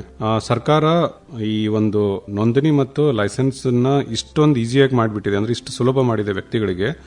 ಯಾವುದೇ ವ್ಯಕ್ತಿ ತನ್ನ ಕುಳಿತ ಜಾಗದಲ್ಲಿಯೇ ತನ್ನ ಮೊಬೈಲಿಂದ FSSI.gov.in ಲಾಗಿನ್ಗೆ ಹೋಗಿ ಅದರಲ್ಲಿ ಅದನ್ನು ಓಪನ್ ಮಾಡಿಬಿಟ್ರೆ ಅದರ ರಿಜಿಸ್ಟ್ರೇಷನ್ ಮತ್ತೆ ಲೈಸೆನ್ಸಿಂಗ್ ಅಂತ ಒಂದು ಬೇರೆ ಬಾಕ್ಸ್ ಬರುತ್ತೆ. ಅದರಲ್ಲಿ ಅವನು ರಿಜಿಸ್ಟ್ರೇಷನ್ ಅಪ್ಲೈ ಮಾಡ್ತಿದ್ದಾನಂದ್ರೆ ಫಾರ್ಮ್ A ತುಂಬಬೇಕು, ಲೈಸೆನ್ಸ್ ಬೇಕಂದ್ರೆ ಫಾರ್ಮ್ B ತುಂಬಬೇಕು. ಏನ್ ಡಾಕ್ಯುಮೆಂಟ್ಸ್ ಹೇಳಿದೀವಲ್ಲ ಅವನ್ನ ಅಪ್ಲೋಡ್ ಮಾಡಬೇಕು. ಸೊ ನೋಂದಣಿ ಮಾಡಲಿಕ್ಕೆ 100 ರೂಪಾಯಿ ಫೀಸ್ ಇದೆ, ಲೈಸೆನ್ಸಿಗೆ 1,000 ಫೀಸ್ ಇದೆ. ಅದನ್ನ ಅವ್ರು ತುಂಬಿಟ್ರೆ ಸಾಕು, ಅದು ನಮ್ಮ ವೆಬ್ಸೈಟ್ ಅಲ್ಲಿ ನಮಗೆ ಬಂದು ನಾವು ಅದನ್ನ ಹೇಗೆ ಸರ್ಕಾರ ಒಂದು ಅವಕಾಶ ಮಾಡಿಕೊಟ್ಟಿದೆ. ವ್ಯಕ್ತಿ ರಿಜಿಸ್ಟ್ರೇಷನ್ ಪಡಿಬೇಕಂತಂದ್ರೆ ಮ್ಯಾಕ್ಸಿಮಮ್ 30 ಡೇಸ್ ಅಷ್ಟೇ ವೇಟ್ ಮಾಡಬಹುದು. ಲೈಸೆನ್ಸ್ ಬೇಕಂದ್ರೆ 60 ಡೇಸ್. ಅಂಕಿತಾಧಿಕಾರಿಗೆ ಸಮಯವಿಲ್ಲ, ಬಂದು ಭೇಟಿ ಕೊಡಕ್ ಆಗ್ತಾ ಇಲ್ಲ ಅಂದ್ರು ಆಟೋ ಜನರೇಟ್ ಆಗಿ ಅವರಿಗೆ ಲೈಸೆನ್ಸ್ ಮತ್ತೆ ರಿಜಿಸ್ಟ್ರೇಷನ್ ಸಿಗುತ್ತೆ. ಸೊ ಅವ್ರ ಬಿಸ್ನೆಸ್ ಸ್ಟಾರ್ಟ್ ಮಾಡಬಹುದು. ನಮ್ದು ಅನುಮತಿ ಪಡೆಯಬೇಕಂತೇನಿಲ್ಲ. ಅಪ್ಲಿಕೇಶನ್ ಮಾಡಿ 30 ದಿನ ವೇಟ್ ಮಾಡಿದ್ರೆ ಸಾಕು. ಲೈಸೆನ್ಸ್ ಅವ್ರಿಗೆ ದೊರಕಲಿ ಬಿಡ್ಲಿ, ಅವ್ರು ತಮ್ಮ ಬಿಸ್ನೆಸ್ ಸ್ಟಾರ್ಟ್ ಮಾಡಬಹುದು. ನಾವು ಭೇಟಿ ಕೊಟ್ಟಾಗ ಅನುಸರಣೆ ಮಾಡ್ತಾ ಇದಾರಲ್ಲ ಅಂತ ನಾವು ಭೇಟಿ ಕೊಟ್ಟಾಗ ಚೆಕ್ ಮಾಡ್ತೀವಿ. ಸರ್, ಇವಾಗ ಕೆಲವೊಂದು ಬಸ್ ಸ್ಟ್ಯಾಂಡ್ಗಳಲ್ಲಿ ಆಗಿರ್ಬೋದು ಅಥವಾ ರೈಲ್ವೆ ಸ್ಟೇಷನ್ಗಳಲ್ಲಿ, ಹಾಗೇನೆ ಏರ್ಪೋರ್ಟ್ಗಳಲ್ಲಿ ಆಹಾರ ಮಳಿಗೆ ಇರುತ್ತೆ. ಅವರು ಯಾವ ರೀತಿಯಾಗಿ ಲೈಸೆನ್ಸ್ ಅನ್ನ ಪಡಿಬೇಕಾಗುತ್ತೆ? ಅದ್ರ ಪ್ರಕ್ರಿಯೆ ಯಾವ ರೀತಿ ಇರುತ್ತೆ? ಎಸ್ ಮೇಡಮ್, ರಾಜ್ಯ ಸರ್ಕಾರಕ್ಕೆ ಒಳಪಡುವಂತ ಬಸ್ ಸ್ಟ್ಯಾಂಡ್ ಎಲ್ಲ ನಮ್ಮ ರಾಜ್ಯ ಸರ್ಕಾರ ಒಳಪಡುತ್ತೆ. ಅಲ್ಲಿರುವಂತಹ ಪ್ರತಿಯೊಂದು ಮಳಿಗೆಗಳಿಗೆ ಜಿಲ್ಲಾ ಅಂಕಿತಾಧಿಕಾರಿಗಳೇ ಕೊಡ್ತಾರೆ. ಆ ಜಿಲ್ಲೆ ಅಂಕಿತಾಧಿಕಾರಿಗಳು ಬೆಳಗಾವಿದ್ದು ನಾನು ಕೊಡ್ತೀನಿ. ರೈಲ್ವೆ ಸ್ಟೇಷನ್ ಅಂತ ಬಂದಾಗ ಅದು ಕೇಂದ್ರ ಸರ್ಕಾರ ಅಂಡರ್ ಬರುತ್ತೆ. ಸೊ ರೈಲ್ವೆ ಸ್ಟೇಷನ್ಗಂತ ಸಪರೇಟ್ ಅಂಕಿತಾಧಿಕಾರಿ ಇರ್ತಾರೆ. ಅವರು ಸೆಂಟ್ರಲ್ ಲೈಸೆನ್ಸ್ ಕೊಡ್ತಾರೆ. ಸೊ ಅವ್ರ ಕಡೆ ರೈಲ್ವೆ ಸ್ಟೇಷನ್ ಅಲ್ಲಿ ಕೆಲಸ ಮಾಡುವಂತ ಆಹಾರ ಮಳಿಗೆಗಳು ಅವ್ರ ಕಡೆ ಪಡಿಬೇಕಾಗುತ್ತೆ. ಸರ್, ಇವಾಗ ರೋಡ್ ಸೈಡ್ಗಳಲ್ಲಿ ಅಂದ್ರೆ ರಸ್ತೆ ಬದಿಗಳಲ್ಲಿ ಆಹಾರ ಮಾರಾಟ ಮಾಡ್ತಾ ಇರ್ತಾರಲ್ವಾ, ಅವರು ಕೂಡ ಏನಾದ್ರೂ ಲೈಸೆನ್ಸ್ ಪಡಿಬೇಕಾಗುತ್ತಾ? ಹೇಗೆ? ನಾನು ಆವಾಗಲೇ ಹೇಳಿದೆ ಫಾರ್ಮರ್ ಟು ಫೋರ್ಕ್ ಅಂತ. ಸೊ ಯಾರು ಬೆಳೀತಾರೆ ಅವರು ಪ್ಲಸ್ ಯಾರು ತಿಂತಾರೋ ಅವ್ರು ಬಿಟ್ಟು ಪ್ರತಿಯೊಂದು ವ್ಯಕ್ತಿ ನೋಂದಣಿ ಪಡಿಬೇಕಂತ. ಸೊ ರೋಡ್ ಪಕ್ಕದಲ್ಲಿರುವಂತ ಆಹಾರ ಮಳಿಗೆಗಳು, ನಾವು ಫುಡ್ ಸ್ಟ್ರೀಟ್ ವೆಂಡರ್ಸ್ ಅಂತ ಇವರಿಗೆ ರಸ್ತೆ ಬೀದಿ ವ್ಯಾಪಾರಿಗಳು, ಅವ್ರದ್ದು ವ್ಯಾಪಾರ 12 ಲಕ್ಷಕ್ಕಿಂತ ಕೆಳಗಿತ್ತಂದ್ರೆ ನೋಂದಣಿ ಪಡಿಬೇಕು. 12 ಲಕ್ಷ ಮೇಲ್ಪಟ್ಟಿತ್ತಂದ್ರೆ ಲೈಸೆನ್ಸ್ ಪಡಿಬೇಕು. ನಾ ರೋಡ್ ಮೇಲೆ ಇದ್ದೀನಿ ಅಂತೇಳಿ ಅವ್ರಿಗೆ ರಿಯಾಯಿತಿ ಇಲ್ಲ. ಸರ್, ಇವಾಗ ಈಗ ರಸ್ತೆ ಬದಿಗಳಲ್ಲಿ ತಿಂಡಿ ತಿನಿಸುಗಳನ್ನು ಕೂಡ ಮಾರ್ತಾ ಇರ್ತಾರೆ. ಅವರು ಆಹಾರ ಸುರಕ್ಷತೆ ಮತ್ತೆ ಗುಣಮಟ್ಟಕ್ಕೆ ಸಂಬಂಧಪಟ್ಟಂತೆ ಅವರಿಗೆ ಏನಾದ್ರೂ ಸಲಹೆಗಳನ್ನ ನೀಡಬಹುದಾ ತಾವು? ಈಗೇನಾಗಿದೆ ಅಂದ್ರೆ ಬೆಳಗಾವಿ ಜಿಲ್ಲೆ ಒಂದು ರಾಜ್ಯದಲ್ಲಿರುವಂತ ದೊಡ್ಡ ಜಿಲ್ಲೆ, 47 ಲಕ್ಷ ಜನಸಂಖ್ಯೆ ಇರುವಂತಹ ಜಿಲ್ಲೆ. ನಾನು ಈ ಜಿಲ್ಲಾ ಅಂಕಿತಾಧಿಕಾರಿ ಕೆಲಸ ಮಾಡ್ತಾ ಇದ್ದೀನಿ. ನನಗೆ ಪ್ರತಿಯೊಂದು ಆಹಾರ ಮಳಿಗೆಗೆ ಭೇಟಿ ಕೊಟ್ಟು ಚೆಕ್ ಮಾಡ್ಲಿಕ್ಕೆ ಆಗೋದಿಲ್ಲ. ಈ ರಸ್ತೆ ಬೀದಿ ವ್ಯಾಪಾರಿಗಳ ಮೇಲೆ ಪ್ರತಿಯೊಂದು ಜನಸಾಮಾನ್ಯರದ ಒಂದು ಕಂಪ್ಲೇಂಟ್ ಇದೆ. ಏನಂತಂದ್ರೆ ಇವ್ರು ಬಿಸ್ನೆಸ್ ಮಾಡ್ತಾರೆ, ಇವ್ರದ್ದು ಸ್ವಚ್ಛತೆ ಮತ್ತು ಗುಣಮಟ್ಟ ಇರುವುದಿಲ್ಲ ಅಂತ. ಸೊ ರಸ್ತೆ ಬೀದಿ ವ್ಯಾಪಾರಿಗಳಿಗೆ ನನ್ನ ಒಂದು ಸಂದೇಶ ಈ ವೇಣುಧ್ವನಿ ಮುಖಾಂತರ ಅಂದ್ರೆ, ಒಂದು ರಿಜಿಸ್ಟ್ರೇಷನ್ ಮಾಡಿಲ್ಲ ಅಂದ್ರೆ ರಿಜಿಸ್ಟ್ರೇಷನ್ ಮಾಡಿಸ್ಕೊಳ್ಳಿ. ರಿಜಿಸ್ಟ್ರೇಷನ್ ಅಥವಾ ಲೈಸೆನ್ಸ್ ನೀವು ಪಡೆಯದೆ ನೀವು ಏನಾದರೂ ಬಿಸ್ನೆಸ್ ಮಾಡ್ತಾ ಇದ್ರೆ ಸೆಕ್ಷನ್ 63 ಪ್ರಕಾರ ನಾವು ಕೇಸ್ ಮಾಡಿದ್ರೆ 5 ಲಕ್ಷ ದಂಡ ಇದೆ, 6 ತಿಂಗಳು ಜೈಲ್ ಶಿಕ್ಷೆ ಇದೆ. ಇದು ದೊಡ್ಡ ಹೋಟೆಲ್ ಇರಲಿ ಸಣ್ಣ ಹೋಟೆಲ್ ಇರಲಿ ಎಲ್ಲರಿಗೂ ಕಾನೂನು ಒಂದೇ ಇದೆ. ಸೊ ನಿಮ್ಗೆ ಗೊತ್ತಿಲ್ಲ ಅಂತ ನಾವು ಭೇಟಿ ಕೊಟ್ಟಾಗ ಹೇಳ್ತೀರಿ. ಈ ಮುಖಾಂತರ ಹೇಳೋಕೆ ಒಂದು ನಿಮ್ ಸಂದೇಶ ಏನಂತಂದ್ರೆ ಇಟ್ ಈಸ್ ಕಂಪಲ್ಸರಿ ಎಲ್ಲರಿಗೂ. ಎರಡನೇದ್ದು, ನೀವು ಮತ್ತೆ ದೊಡ್ಡ ಹೋಟೆಲ್ಗಳಲ್ಲಿ ತಿನ್ನುವಂತ ಆಹಾರ ಒಂದೇ ಇರೋದ್ರಿಂದ ವ್ಯಕ್ತಿಗಳು ಚೇಂಜ್ ಆಗಿರಬಹುದು, ಬಟ್ ಸುರಕ್ಷತೆ ಮತ್ತು ಗುಣಮಟ್ಟ ಎಲ್ಲರಿಗೂ ಒಂದೇನೆ. ಸೊ ಅದನ್ನ ಕಾಪಾಡ ನಿಟ್ಟಿನಲ್ಲಿ ಒಳ್ಳೆ ಆಹಾರ ಸಾಮಗ್ರಿಗಳನ್ನು ಉಪಯೋಗಿಸ್ಕೊಳ್ಳಿ. ಎರಡನೇದ್ದು ಪೋರ್ಟೇಬಲ್ ವಾಟರ್ ಅಂದ್ರೆ ಸುರಕ್ಷಿತ ನೀರು ಅಂತೀವಲ್ಲ, ಅದರಿಂದ ಆಹಾರ ತಯಾರಿಸಿ. ಥರ್ಡ್, ಬಯೋಮೆಡಿಕಲ್ ವೇಸ್ಟ್ ಅಂತೀವಲ್ಲ, ಅಲ್ಲಿ ನೀವು ಎಲ್ಲಿ ಬೇಕಲ್ಲಿ ಅದನ್ನು ಚೆಲ್ಲುವಂತ ಒಂದು ಅವಕಾಶ ಅಥವಾ ನಿಮಗೆ ಅಧಿಕಾರ ಇಲ್ಲ. ಸೊ ವೇಸ್ಟ್ ಅನ್ನ ಸರಿಯಾದ ರೀತಿಯಲ್ಲಿ ವಿಲೇವಾರಿ ಮಾಡಬೇಕು. ಇದಕ್ಕಿಂತ ಹೆಚ್ಚಾಗಿ ಮೇಡಮ್, ನಾನು ಇದ್ರ ಮುಖಾಂತರ ಏನು ಹೇಳಕ್ಕೆ ಇಷ್ಟಪಡ್ತೀನಿ ಅಂದ್ರೆ, ರೋಡ್ ಸೈಡ್ ಇವ್ರೇನು ಫುಡ್ ಬಿಸ್ನೆಸ್ ಆಪರೇಟರ್ಸ್ ಇದ್ದಾರೆ, ಇಲ್ಲೆಲ್ಲ ಚೈನೀಸ್ ಐಟಮ್ ಸಿಗುತ್ತೆ. ಒಂದು ಎಗ್ ಫ್ರೈಡ್ ರೈಸ್, ಇಲ್ಲ ಅಂತಂದ್ರೆ ಗೋಬಿ ಮಂಚೂರಿ, ಇವರೆಲ್ಲ ಅಜಿನೋಮೋಟೊ ಉಪಯೋಗಿಸ್ತಾರೆ. ಯಾಕಂದ್ರೆ ಜನರಿಗೆ ಅಟ್ರಾಕ್ಟ್ ಮಾಡೋ ಸಲುವಾಗಿ ಅಜಿನೋಮೋಟೊ ಹಾಕೋದ್ರಿಂದ ರುಚಿ ಆಗುತ್ತೆ. ಅಜಿನೋಮೋಟೊ ಭಾರತ ಸರ್ಕಾರ ಬ್ಯಾನ್ ಮಾಡಿದೆ. ಅಜಿನೋಮೋಟೊ ತಿನ್ನೋದ್ರಿಂದ ಸಣ್ಣ ಪುಟ್ಟ ತಲೆನೋವು, ಹೊಟ್ಟೆ ನೋವಿಂದ ಹಿಡ್ಕೊಂಡು ಕ್ಯಾನ್ಸರ್ ವರೆಗೆ ತೊಂದರೆ ಆಗುತ್ತೆ ವ್ಯಕ್ತಿಗಳಿಗೆ. ತಿನ್ನೋರಿಗೂ ಇದು ಒಂದು ಸಂದೇಶ ಏನಂತಂದ್ರೆ, ಅಜಿನೋಮೋಟೊ ಉಪಯೋಗಿಸುವಂತ ಹೋಟೆಲ್ಗಳಿಗೆ ತಾವು ಭೇಟಿ ಕೊಡಬೇಡಿ. ಹಂಗೇನಾದ್ರು ಅಜಿನೋಮೋಟೊ ಸಿಕ್ಕಿದ್ರಲ್ಲಿ ನೀವು ನಮಗೆ ಕಂಪ್ಲೇಂಟ್ ಕೊಡಬಹುದು. ಸರ್, ಇವಾಗ ನಮ್ಮ ಬೆಳಗಾವಿಯ ನಾಗರಿಕರು ಈ ಒಂದು FSSAI ಲೈಸೆನ್ಸ್ ಅನ್ನ ಪಡಿಬೇಕು ಅಂದ್ರೆ ಎಲ್ಲಿಗೆ ಭೇಟಿ ನೀಡಬೇಕಾಗುತ್ತೆ? ಮೇಡಮ್, ಅದು ಈಗಾಗಲೇ ಹೇಳಿದೆ. ಅವರು ಭೇಟಿ ಕೊಟ್ಟು ನಮ್ಮ ಆಫೀಸಿಗೆ ಭೇಟಿ ಕೊಟ್ಟು ನಮಗೆ ಖುದ್ದು ಭೇಟಿ ಕೊಟ್ಟು ಅಪ್ಲಿಕೇಶನ್ ಕೊಡಬಹುದು. ಇಲ್ಲ ಅವರು ಇರುವಂತ ಜಾಗದಲ್ಲಿನೇ ಆನ್ಲೈನ್ FSSA.gov.in ಅಲ್ಲಿ ಆನ್ಲೈನ್ ಅಲ್ಲಿ ಅವರು ಅಪ್ಲಿಕೇಶನ್ ಕೊಡಬಹುದು. ಅವ್ರಿಗೆ ಏನಾದ್ರೂ ಮಾಹಿತಿ ಬೇಕಾದಲ್ಲಿ ಜಿಲ್ಲಾ ಅಂಕಿತಾಧಿಕಾರಿ ಕಚೇರಿ 2nd ಗೇಟ್ ತಿಳಕವಾಡಿ ವ್ಯಾಕ್ಸಿನ್ ಡಿಪೋದಲ್ಲಿ ಇದೆ. ಅಲ್ಲಿ ಭೇಟಿ ಕೊಟ್ಟು ಅವ್ರಿಗೇನಾದ್ರೂ ಡೌಟ್ ಇದ್ರೆ ಅಥವಾ ಸಲಹೆ ಸೂಚನೆಗಳು ಬೇಕಾದಲ್ಲಿ ನಮ್ಮನ್ನ ಸಂಪರ್ಕಿಸಬಹುದು ಅವರು. ಸರ್, ಈಗ ತಾವು ಹೇಳ್ತಾ ಇದ್ರಿ ಲೈಸೆನ್ಸ್ ಅನ್ನ ಕೊಟ್ಟಾದ್ಮೇಲೆ ತಾವು ಅದನ್ನ ಹೋಗಿ ಸ್ಥಳ ಪರಿಶೀಲನೆ ಮಾಡ್ತೀವಿ ಅಂತ. ಹಾಗೆ ಸ್ವಚ್ಛತೆಯ ಬಗ್ಗೆನೂ ತಾವು ಪರಿಶೀಲನೆ ಮಾಡ್ತೀರಾ? ಸ್ವಚ್ಛತೆ ಬಗ್ಗೆ ನಾವು ಪರಿಶೀಲನೆ ಮಾಡ್ತೀವಿ ಮೇಡಮ್. ಈಗ ಒಂದು ಚಿಕನ್ ಅಂಗಡಿ ಮತ್ತು ಮಟನ್ ಅಂಗಡಿಗೆ ಒಂದು ಬೇರೆ ರೂಲ್ಸ್ ಇದೆ. ಚಿಕನ್ ಅಂಗಡಿ ಮತ್ತು ಮಟನ್ ಅಂಗಡಿ ಅಥವಾ ಫಿಶ್ ಅಂಗಡಿ ಭೇಟಿ ಕೊಟ್ಟಾಗ ನಮ್ಗೇನಿದೆ ಅಂದ್ರೆ, ಅವರು ಎಲ್ಲಿ ಅದನ್ನ ಚಿಕನ್ ಮತ್ತು ಮಟನ್ ಕಟ್ ಮಾಡ್ತಾರೋ ಅದನ್ನ ಜನರಿಗೆ ಕಾನೂನದಂಗೆ ಇಟ್ಕೊಳ್ಬೇಕು. ಇದು ಬಹಳ ಜನ ಗೊತ್ತಿಲ್ಲ. ಹಳ್ಳಿಯಲ್ಲಿ ಅಥವಾ ತಾಲೂಕಾ ಮಟ್ಟದಲ್ಲಿ ನಾವು ಇತ್ತೀಚೆಗೆ ಗೋಕಾಕದಲ್ಲಿ ಕೆಲವೊಂದು 20 ಮಟನ್ ಅಂಗಡಿಗಳಿಗೆ 3 ಬಾರಿ ಭೇಟಿ ಕೊಟ್ಟು ನೋಟಿಸ್ ಕೊಟ್ಟು ಈಗ ಅವರೆಲ್ಲ ಲೈಸೆನ್ಸ್ ಪಡೆದಿದ್ದಾರೆ. ಅಲ್ಲಿ ಇರುವಂತ ಕುರಿಗಳನ್ನ ರೋಡ್ ಮೇಲೆ ಅವರು ಕಟ್ ಮಾಡೋಂಗಿಲ್ಲ. ಅದಕ್ಕೆ ಆದಂತ ನಿಯಮ ಇದೆ. ಅದಕ್ಕೆ ಬೇರೆ ರೂಮಲ್ಲಿ ಕಟ್ ಮಾಡಿಬಿಟ್ಟು ಅದಕ್ಕೆ ಒಳ್ಳೆ ಆಹಾರ ಒಳ್ಳೆ ನೀರು ಕೊಟ್ಟು ಆಮೇಲೆ ಕಟ್ ಮಾಡಿಬಿಟ್ಟು ಆಮೇಲೆ ತೂಗ ಹಾಕ್ಬೇಕು. ಮತ್ತೆ ಜನಗೆ ಅದು ಕಾಣಲ್ಲ ನೋಡ್ಕೋಬೇಕು. ಸೊ ಮಟನ್ ಫಿಶ್ ಮಾರ್ಕೆಟ್ ಅಂತ ಬಂದಾಗ ಸ್ವಚ್ಛತೆ ಅಂತ ನಾವೇನ್ ನೋಡ್ತೀವಿ ಅಂದ್ರೆ ಟೈಲ್ಸ್ ಹಾಕಿರಬೇಕು. 4 ಗೋಡೆಗಳಿಗೆ 10 ಫೀಟ್ ಟೈಲ್ಸ್ ಇರಬೇಕು. ಮತ್ತೆ ಅಲ್ಲಿ ನಾನ್ ಸ್ಲಿಪರಿ ಫ್ಲೋರ್ ಇರಬೇಕು. ಅಂದ್ರೆ ನೀರ್ ಹಾಕಿದ್ರೆ ಸ್ಲಿಪ್ ಆಗಬಾರ್ದು. ಮತ್ತೆ ನಾನ್ ಅಬ್ಸಾರ್ಬೆಂಟ್ ಇರಬೇಕು. ಅಂದ್ರೆ ನೀರ್ ಹಾಕಿದ್ಮೇಲೆ ಅದು ಅಬ್ಸಾರ್ವ್ ಮಾಡ್ಕೋಬಾರ್ದು. ಅಂದಲ್ಲಿ ನಾವು ಫಿನಾಲ್ ಹಾಕಿ ತೊಳಿಬಹುದು. ಸೊ ಇದು ಎಲ್ಲರಿಗೂ ಅನ್ವಯ ಆಗುತ್ತೆ. ಓನ್ಲಿ ಮಾಂಸ ಅಂಗಡಿಗಳಿಗೆ ಅಂತಿಲ್ಲ, ಹೋಟೆಲ್ ಇರ್ಲಿ, ಕಿರಾಣಿ ಅಂಗಡಿ ಇರ್ಲಿ, ಎಲ್ಲರೂ ಇರ್ಲಿ, ಫ್ಲೋರ್ ಮತ್ತೆ ಸೈಡ್ ವಾಲ್ ಮತ್ತೆ ರೂಪ್ಸ್ ಕ್ಲೀನ್ ಇರಬೇಕು. ಇದನ್ನ ನಾವು ಮೇನ್ ನೋಡ್ತೀವಿ ಹೋದಾಗ. ಎರಡನೇದ್ದು ಸುತ್ತಮುತ್ತ ಏನಾದ್ರೂ ಪರಿಸರ ಹಾನಿಯಾಗುವಂತದ್ದು ಅಥವಾ ಪೊಲ್ಯೂಟೆಡ್ ಏರಿಯಾ ಐತಂದ್ರೆ ಅಂತಾವ್ ನಾವು ಏರಿಯಾದಲ್ಲಿ ಲೈಸೆನ್ಸ್ ಕೊಟ್ಟರು ಕೂಡ ನಾವು ಅದನ್ನ ರದ್ದು ಮಾಡ್ತೀವಿ. ಮೂರನೇದ್ದು ಪರ್ಸನಲ್ ಹೈಜೀನ್ ಅಂತೀವಲ್ಲ, ಅದು ಬಹಳ ಇಂಪಾರ್ಟೆಂಟ್. ಕೆಲಸ ಮಾಡೋರು ನಾವು ಭೇಟಿ ಕೊಟ್ಟಾಗ ನಾವು ನೋಡಿದೀವಿ, ಎಲ್ಲೇ ಲೇಡೀಸ್ ವರ್ಕ್ ಮಾಡ್ತಾರೆ ಅವ್ರು ಬಳೆ ಹಾಕೊಂಡಿರ್ತಾರೆ, ಉಂಗುರ ಹಾಕೊಂಡಿರ್ತಾರೆ, ಆಮೇಲೆ ಮೇಲ್ಸ್ ಇತ್ತಂದ್ರೆ ವಾಚ್ ಹಾಕೊಂಡಿರ್ತಾರೆ, ಅವರಲ್ಲಿ ಕೈಯಲ್ಲಿ ಉಂಗುರ ಇರುತ್ತೆ. ಸೊ ಯಾವುದೇ ವ್ಯಕ್ತಿ ಅಡಿಗೆ ಮಾಡ್ತಾ ಇದ್ದಾನೆ ಅಥವಾ ಆಹಾರ ಮುಟ್ತಾ ಇದ್ದಾನೆ ಅಂದ್ರೆ ಹ್ಯಾಂಡ್ಸ್ ಕಂಪ್ಲೀಟ್ ಆಗಿ ಇದರಿಂದ ಮುಕ್ತ ಇರಬೇಕು. ಬಳೆ ಹಾಕೋದೇ ಅವ್ರಿಗೆ ಇದೆ ಅಂದ್ರೆ ಪ್ಲಾಸ್ಟಿಕ್ ಬಳೆ ಹಾಕಿಸೋದು ಬೆಸ್ಟ್. ಯಾಕಂದ್ರೆ ಅದು ಒಡೆದು ಅದ್ರ ಪೀಸ್ ಫುಡ್ ಅಲ್ಲಿ ಬೀಳೋದಿಲ್ಲ. ನೆಕ್ಸ್ಟ್ ಅವರು ಬಿಫೋರ್ ಫುಡ್ ಕೈ ತಕೊಂಡೆ ಆಹಾರ ಮುಟ್ಟಬೇಕು. ನಡು ಅಡಿಗೆ ಮಾಡಬೇಕಾದ್ರೆ ಒಂದಿಷ್ಟು ಜನ ಕೆಮ್ತಾರೆ, ಒಂದಿಷ್ಟು ಸೀನ್ತಿರ್ತಾರೆ, ಅವಾಗೂ ಮತ್ತೆ ಹ್ಯಾಂಡ್ ವಾಶ್ ಮಾಡಬೇಕು. ಅದನ್ನ ನಾವು ಚೆಕ್ ಮಾಡ್ತೀವಿ. ಇದಕ್ಕಿಂತ ಹೆಚ್ಚಾಗಿ ಆಹಾರ ತಯಾರು ಮಾಡುವಂತ ವ್ಯಕ್ತಿ ಹೆಡ್ ವೇರ್ ಅಂದ್ರೆ ಕ್ಯಾಪ್ ಹಾಕೊಂಡಿರ್ಬೇಕು. ಆಮೇಲೆ ಅವನು ಅವಶ್ಯಕತೆ ಬಿದ್ರೆ ಗ್ಲೌಸ್, ಇಲ್ಲಾಂದ್ರೆ ಒಂದು ಗೌನ್ ಹಾಕೊಂಡಿರ್ಬೇಕು. ಆಮೇಲೆ ನೆಕ್ಸ್ಟ್ ಆರಾಮಿಲ್ಲದಂತ ವ್ಯಕ್ತಿಗಳಿಗೆ ಅಲೋ ಮಾಡಬಾರ್ದು ಅಡಿಗೆ ಮಾಡಕ್ಕೆ. ಸೊ ಯಾರಾದ್ರೂ ಕೊರೋನಾ ಪೀಡಿತ ವ್ಯಕ್ತಿ ಇದಾನ ಅಥವಾ ಏನಾದ್ರೂ ಹೆಪಟೈಟಿಸ್ ಬಿ ಇದಾನ ಅಥವಾ ಯಾವ್ದಾದ್ರು ಚರ್ಮ ರೋಗ ಇದ್ದಂತ ಬಳಲುವಂತ ವ್ಯಕ್ತಿ ಇದಾನಂದ್ರೆ ಅವನು ಅಡಿಗೆ ಮಾಡಿದ್ರೆ ಅದು ಸ್ಪ್ರೆಡ್ ಮಾಡ್ತಾನ. ನೆಕ್ಸ್ಟ್ ಇದಕ್ಕಿಂತ ಇಂಪಾರ್ಟೆಂಟ್ ಅಂದ್ರೆ ಅಡಿಗೆ ಮಾಡುವಂತ ಜಾಗದಲ್ಲಿ ಉಗುಳೋದಾಗ್ಲಿ, ತಂಬಾಕು ಸೇವನೆ ಮಾಡೋದಾಗ್ಲಿ ಅಥವಾ ಸಿಗರೇಟ್ ಸೇದೋದಾಗ್ಲಿ ಅಲೋಡ್ ಇಲ್ಲ. ಇವೆಲ್ಲ ಡೂಸ್ ಅಲ್ಲಿ ಬರುತ್ತೆ. ಇವನ್ನೆಲ್ಲ ಕರೆಕ್ಟ್ ಆಗಿ ಮಾಡ್ತಾ ಇದ್ರೆ ನ್ಯಾಚುರಲಿ ಆಹಾರ ಸುರಕ್ಷಿತವಾಗಿರುತ್ತೆ. ಮೇಡಮ್, ಇದರಲ್ಲಿ ನಾನು 2 ಶಬ್ದ ಹೇಳಕ್ ಇಷ್ಟಪಡ್ತೀನಿ. ಬಹಳ ಜನಕ್ಕೆ ಫುಡ್ ಕ್ವಾಲಿಟಿ ಅಂದ್ರೆ ಗೊತ್ತು, ಆಹಾರ ಗುಣಮಟ್ಟ ಗೊತ್ತು. ಗುಣಮಟ್ಟ ಅಂದ್ರೆ ನಮ್ಮ ತಾಯಿ ಅಥವಾ ನಮ್ಮ ಹೆಂಡತಿ ಈಗ ಅಡಿಗೆ ಮಾಡಿಕೊಟ್ಟಾಗ ರುಚಿ ಇದೆಯಿಲ್ಲೋ, ನೋಡಕ್ ಚೆನ್ನಾಗಿದೆಯಿಲ್ಲೋ, ಬಿಸಿ ಇದೆಯಲ್ಲೋ, ಅದಕ್ಕೆ ನಾವು ಕ್ವಾಲಿಟಿ ಅಂತೀವಿ. ಫುಡ್ ಸೇಫ್ಟಿ ಅಂತ ಬಂದಾಗ ತಿನ್ನುವಂತ ಆಹಾರ ನಮಗೆ ರೋಗ ಬರಬಾರ್ದು, ಅದಕ್ಕೆ ಫುಡ್ ಸೇಫ್ಟಿ ಅಂತೀವಿ. ಸೊ ನಮ್ಮ ಕೈಯಲ್ಲಿ ಫುಡ್ ಕ್ವಾಲಿಟಿ ಇದೆ, ಅಡಿಗೆ ನಾವು ಚೆನ್ನಾಗಿ ಮಾಡಿ ತಿನ್ಬಹುದು. ಬಟ್ ಫುಡ್ ಸೇಫ್ ಇದೆ ಅಂತ ಕನ್ಫರ್ಮ್ ಮಾಡಕ್ಕೆ ನೀವು ಸೆಲೆಕ್ಟ್ ಮಾಡುವಂತ ಪ್ರತಿಯೊಂದು ಆಹಾರ ನೀವು ಯಾವ ರೀತಿ ಸೆಲೆಕ್ಟ್ ಮಾಡ್ತೀರಿ, ಯಾವ ರೀತಿ ಶೇಖರಣೆ ಮಾಡ್ತೀರಿ, ಯಾವ ರೀತಿ ಅದನ್ನ ಸೇವಿಸ್ತೀರಿ, ಅದ್ರ ಮೇಲೆ ಹೋಗುತ್ತೆ. ಸೊ ಫುಡ್ ಕ್ವಾಲಿಟಿನೂ ಇಂಪಾರ್ಟೆಂಟ್, ಫುಡ್ ಸೇಫ್ಟಿನೂ ಇಂಪಾರ್ಟೆಂಟ್. ಅಂದ್ರೆ ಸರ್, ಇವಾಗ ತಾವು ಲೈಸೆನ್ಸ್ ಏನಾದ್ರು ಕೊಡಬೇಕಾದ್ರೆ ಏನಾದ್ರು ತರಬೇತಿ ಏನಾದ್ರು ಕೊಡ್ತೀರಾ, ಈ ರೀತಿ ಮಾಡಬೇಕು, ಈ ರೀತಿ ಮಾಡಬಾರ್ದು ಅಂತ ಹೇಳಿ? ವಿನೋದನಿ ಮುಖಾಂತರ ಪ್ರತಿಯೊಂದು ಆಹಾರ ಬಿಸ್ನೆಸ್ ಮಾಡುವಂತ ಮುಖ್ಯಸ್ಥರಿಗೆ ಮತ್ತು ಅಲ್ಲಿ ಕೆಲಸ ಮಾಡೋರಿಗೆ ಈ ಮುಖಾಂತರ ಹೇಳಕ್ ಇಷ್ಟಪಡೋದು, ಪ್ರತಿಯೊಬ್ಬರಿಗೂ ಬಿಸ್ನೆಸ್ ಮಾಡಬೇಕು, ದುಡ್ಡು ಗಳಿಸಬೇಕು ಅನ್ನೋದು ಒಂದು ಆಸೆ ಇಟ್ಕೊಂಡೆ ಎಲ್ಲರೂ ಫುಡ್ ಬಿಸ್ನೆಸ್ ಮಾಡ್ತಾರೆ. ಬೇಸಿಕ್ ಆಗಿ FSSAI ರೂಲ್ಸ್ ಅಲ್ಲಿ ಅಥವಾ FSSAI ಏನ್ ಎಕ್ಸ್ಪೆಕ್ಟ್ ಮಾಡತ್ತೆ ಅದ್ರ ಪ್ರಕಾರ ಯಾರು ಆಹಾರ ತಯಾರಿಸ್ತಾ ಇಲ್ಲ. ಈ ಒಂದು ನಿಟ್ಟಿನಲ್ಲಿ ನಾನು ಪ್ರತಿಯೊಂದು ಜಿಲ್ಲೆಯ ಪ್ರತಿಯೊಂದು ಜಾಗಕ್ಕೆ ಹೋಗಿ ಟ್ರೈನಿಂಗ್ ಕೊಡಕ್ ಆಗೋದಿಲ್ಲ. ಸರ್ಕಾರ ಒಂದು ಇಲಾಖೆಗೆ ಈ ಜವಾಬ್ದಾರಿ ನೀಡೈತಿ. ಬೆಳಗಾವಿ ಜಿಲ್ಲೆಯಲ್ಲಿ ಗ್ಲೋಬಲ್ ಏಜೆನ್ಸಿ ಅಂತ ಇದೆ ಮೇಡಮ್, ಅವರು ಫುಡ್ ಸೇಫ್ಟಿ ಬಗ್ಗೆ ಟ್ರೈನಿಂಗ್ ಕೊಡ್ತಾರೆ. ಅದಕ್ಕೆ ನಾವು ಫೋಸ್ಟ್ಯಾಕ್ ಟ್ರೈನಿಂಗ್ ಅಂತೀವಿ, food safety and training certificate ಅಂತ. ಸೊ ಪ್ರತಿಯೊಂದು ಫುಡ್ ಬಿಸ್ನೆಸ್ ಆಪರೇಟರ್ ಲೈಸೆನ್ಸ್ ಪಡೆದ ನಂತರ ನಾವು ಭೇಟಿ ಕೊಟ್ಟಾಗ ಈ ಫೋಸ್ಟ್ಯಾಕ್ ಟ್ರೈನಿಂಗ್ ತರಬೇತಿ ಪಡೆದಿದಾರಲ್ಲ ಅಂತ ಚೆಕ್ ಮಾಡ್ತೀವಿ. ತರಬೇತಿ ಪಡೆಯದೆ ಅವ್ರು ಏನಾದ್ರು ಆಹಾರವನ್ನ ತಯಾರು ಮಾಡ್ತಾ ಇದ್ರೆ ಒಂದು ನೋಟಿಸ್ ಕೊಡ್ತೀವಿ. ನೆಕ್ಸ್ಟ್ ನೋಟಿಸಿಗೆ ಅವ್ರು ಟ್ರೈನಿಂಗ್ ತಗೊಂಡಿಲ್ಲ ಅಂದ್ರೆ ನಾವು ಅವ್ರ ಮೇಲೆ ಕ್ರಮ ತಗೊಂತೀವಿ. ಸರ್, ಇತ್ತೀಚಿನ ದಿನಗಳಲ್ಲಿ ಏನಾಗ್ತಾ ಇದೆ ಅಂದ್ರೆ ವೀಕೆಂಡ್ಗಳಲ್ಲೆಲ್ಲ ಹೋಟೆಲ್ಗಳ ವಿನ್ಯಾಸಕ್ಕೆ ಮಾರು ಹೋಗಿ ಹೋಟೆಲ್ಗಳಿಗೆ ಹೋಗುವಂತಹ ಪದ್ಧತಿ ಒಂದು ಸ್ಟಾರ್ಟ್ ಆಗಿದೆ. ಅಂದ್ರೆ ಅವರು ಅಡಿಗೆ ಮನೆಯಲ್ಲಿ ಸುರಕ್ಷತಾ ಕ್ರಮಗಳನ್ನ ಅನುಸರಿಸ್ತಾರೋ ಅಥವಾ ಬಿಡ್ತಾರೋ ಏನು ಗೊತ್ತಿಲ್ಲ. ಅಂತಹ ಸಂದರ್ಭದಲ್ಲಿ ಯಾವ ರೀತಿ ಅಂತ ಇವಾಗ ಏನಾಗ್ಬಿಟ್ಟಿದೆ ಅಂತಂದ್ರೆ, ನಾನು ಈ ಇಲಾಖೆಗೆ ಬಂದು 13 ತಿಂಗಳಾಯ್ತು. ನಾನು ಬೆಳಗಾವದಲ್ಲಿ 20 ವರ್ಷದಿಂದ ವಾಸ ಮಾಡ್ತಾ ಇದ್ದೀನಿ. ನಮಗೂ ನಮ್ಮ ಮಕ್ಕಳನ್ನ ಮತ್ತು ನಮ್ಮ ಹೆಂಡತಿ ಜೊತೆ ಹೋಟೆಲ್ಗೆ ಹೋಗೋದು ಒಂದು ರೂಢಿ ಇತ್ತು ಮುಂಚೆ. ಸೊ ಪ್ರತಿ ವಾರ ನಾವು ವಾರಕ್ಕೆ ಹೋಗಿ ಒಂದು ತಿಂದು ಬರೋದು ಒಂದು ರೂಢಿ ಇತ್ತು. ಯಾವಾಗ ಈ ಇಲಾಖೆ ನಾನು ಜಾಯ್ನ್ ಆಗಿದ್ದೀನಿ, ಯಾವಾಗ ಭೇಟಿ ಕೊಟ್ಟು ಹೋಟೆಲ್ಗಳನ್ನ ನೋಡ್ತಾ ಇದ್ದೀವಿ, ನಾವು ಈ ಕಳೆದ ಒಂದು ವರ್ಷದಲ್ಲಿ ಪ್ರಾಬಬ್ಲಿ ಒಂದು 2-3 ಸಲ ಅಷ್ಟೇ ಹೊರಗೆ ಹೋಗಿರ್ಬೋದು. ಮೊದ್ಲಿನ ಜನ ಮತ್ತೆ ಈಗಿನ ಜನರ ಒಂದು ಈ ಲೈಫ್ ಸ್ಟೈಲ್ ಇಂದಾನೆ ವಯಸ್ಸದ್ದು ಅಂತರ ಬಹಳ ಕಡಿಮೆ ಆಗಿದೆ. ಮೊದ್ಲಿ ನಮ್ಮ ಅಪ್ಪ ಅಮ್ಮ ಅಜ್ಜ ಎಲ್ಲ ಬಹಳ ವರ್ಷ ಬದುಕ್ತಿದ್ರು, ಆರೋಗ್ಯವಾಗಿರ್ತಿದ್ರು ಅನ್ನೋಕೆ 2 ರೀಸನ್ ಇತ್ತು. ಒಂದು, ಅವ್ರು ಹೊರಗಡೆ ತಿಂತೇ ಇರಲಿಲ್ಲ.